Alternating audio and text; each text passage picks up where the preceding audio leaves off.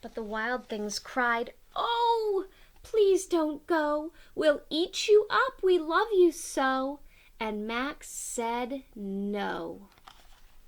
The wild things roared their terrible roars and gnashed their terrible teeth and rolled their terrible eyes and showed their terrible claws. But Max stepped into his private boat and waved goodbye.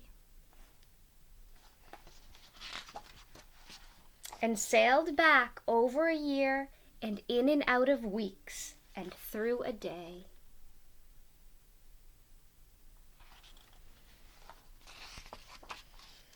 And into the night of his very own room, where he found his supper waiting for him.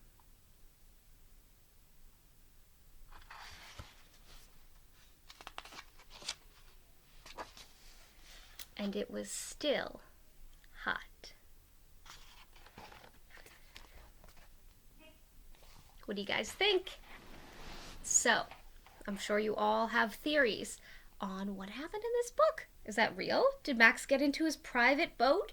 Did he sail off and meet the wild things? Did he fall asleep on his bed and dream that this happened and woke up when his mom brought some supper in for him? Or did he imagine this? Did he make it up? Imaginative play while he was being punished in his room? I don't know. It's up to you to decide what really happened, right? I hope you liked today's book, and I will see you tomorrow.